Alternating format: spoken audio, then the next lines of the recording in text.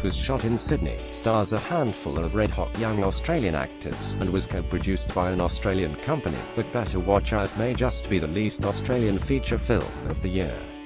A twist-filled Christmas-themed horror comedy that riffs on Home Alone, the movie was conceived and written as an American tale and was all set to be made in South Carolina until director and co-writer Chris Peckover's passport became a factor. "My mum is from Nara, Montreal, or Labas," Peckover says. "I've always had a passport and I visited briefly to see my grandma, but I had never lived in Australia until last year when we shot the film. Now I want to live there. I had so much fun." Peckover was about to finalize a deal to shoot the movie, his second feature, for $500,000 in the American South when a contact put him in touch with Australian producer Brett Thornquist. Levi Miller and Olivia de Jong star as a couple of All-American kids in Better Watch Out. Photo Sean O'Reilly: "When he got wind I was an Aussie citizen, he kind of broke down my door and said, 'Do not sign any documents. We will make it for $3 million. And that was that." Thornquist's company Storm Vision has begun to carve out a small and relatively underexploited space in the local film market, making low-budget genre movies intended primarily for international consumption. Many have tried over the years, not all have succeeded, but Thornquist saw in Better Watch Out, in which a couple of teenage boys and the female babysitter terrorized one Christmas Eve, a rare opportunity.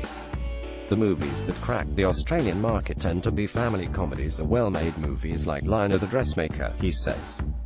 "Not everyone can make those, they take a bit of magic.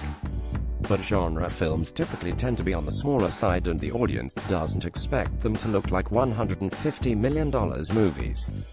Smart genre films just have to be really good at what they do, and if they can really pop." There are two American actors in Better Watch Out, Patrick Warburton Puddy from Seinfeld and Virginia Madsen Sideways as the parents.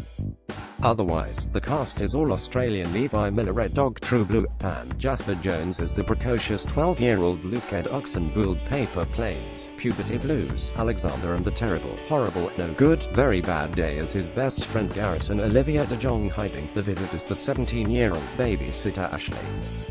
Dacre Montgomery, so hot right now, thanks to his role in the second season of Stranger Things, is in it too. Patrick Warburton plays the father. Photo Sean O'Reilly: "I was initially worried about casting just out of Australia, worried about the size of the casting pool," Peckover says. "Little did I know that there's something in the water down under." A crew was all Australian as well, and that, combined with Peckover's Australian lineage, was enough to qualify the film for the producer offset, the scheme wherein 40% of a film's local production costs can be recouped through the tax system. Chris Peckover directs his young cast: Miller, Ed Oxenbould, and de Jong. Photo Sean O'Reilly: "You might say that as far as dual citizenship goes, it was a rare example in recent times of a good news story." Despite the ingredients coming together, Peckover wasn't immediately convinced of the case for making the movie in Australia.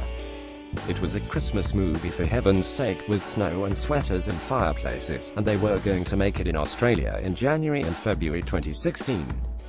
"My question was always, how on earth are we going to do this on location? The answer: we're not. We're going to build it in a studio." The film's poster, complete with Home Alone references, Photo Rialto distribution. Unfortunately, 7 of the 8 sound stages at Fox were already being used by Mel Gibson's Hacksaw Ridge, leaving only the biggest and most expensive one for Better Watch Out. "That really put us in the hole," Peckover says.